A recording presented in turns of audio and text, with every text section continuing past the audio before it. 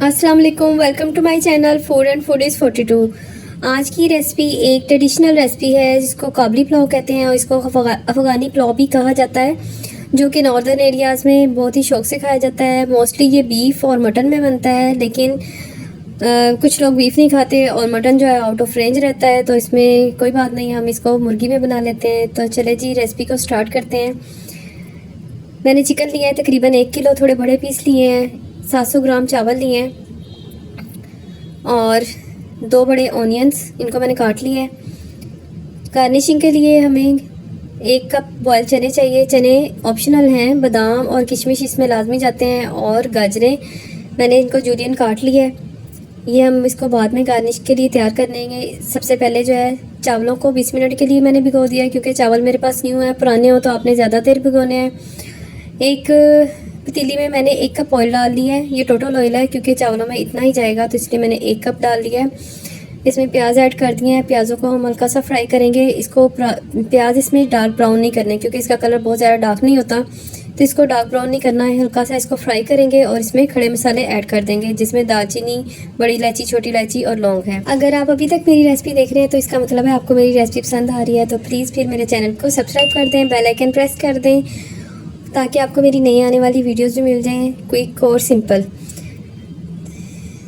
ये देखें, अब मैं इसको इसके साथ फ्राई कर रही हूँ। खड़े मसाले जब घी में इसको फ्राई करते हैं तो इसके अंदर बहुत अच्छी खुशबू आ जाती है। काबली पुलाव जो है ये एक ट्रेडिशनल रेसिपी है, और जो हमारी ट्रेडिशनल रेसिपीज़ हैं ये काबल की या नॉर्दर्न एरियाज़ की, उसके अंदर फ्लेवर जो है मसालों का बहुत कम होता है, ज़्यादातर सॉल्टी फ्लेवर होता है, तो इसलिए इसमें सॉल्ट ही यूज़ होना है। और अब इसके अंदर मैंने लहसुन अदरक ऐड कर दिया है। इसको भी हम 1 या 2 मिनट के लिए फ्राई करेंगे, ताकि इसका कच्चापन ख़त्म हो जाए। ये जो सारी रेसिपीज़ जो ऑथेंटिक रेसिपीज़ होती हैं उनके अंदर मिर्च बहुत कम यूज़ होती है। पहले जब मैंने भी पहली दफ़ा बनाया था जब, तो मुझे भी थोड़ा अजीब लग रहा था कि इसके अंदर मिर्च नहीं डालेंगे तो ये कैसा लगेगा, लेकिन ये मिर्च के बगैर बहुत अच्छा लगा। इसका टेस्ट और फ्लेवर बहुत ज़बरदस्त, बल्कि एक चेंज फ्लेवर आया है।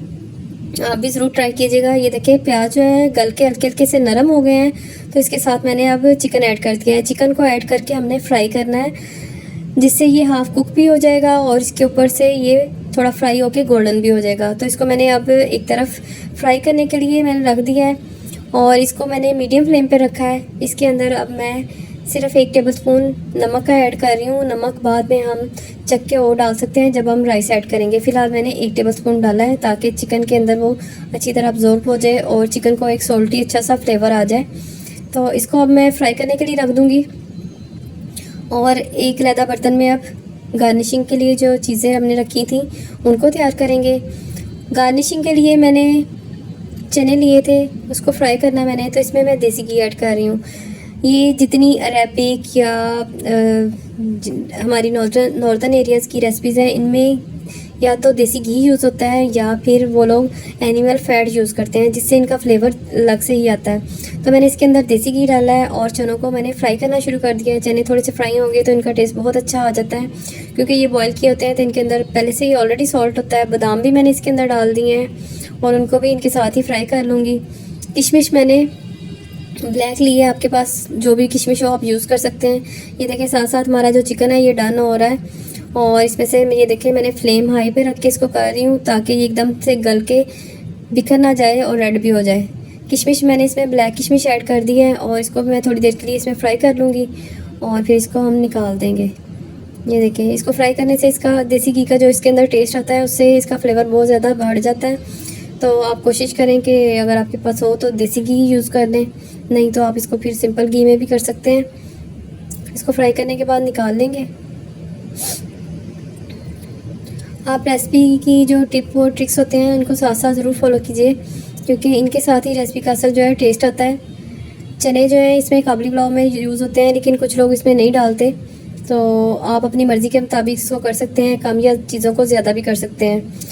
गाजरें जो है मैंने 2 ली हैं। अगर आपको ये ज़्यादा पसंद है तो आप ज़्यादा मिकदार भी ले सकते हैं। इस पर भी मैंने हाफ़ टीस्पून देसी घी डाला है, और इसको मैं पहले इसमें थोड़ा सा सोते कर लूँगी, ताकि देसी घी से ये जो है थोड़ी सी भून जाएं गाजरें, और ये थोड़ा अपना पानी छोड़ दें।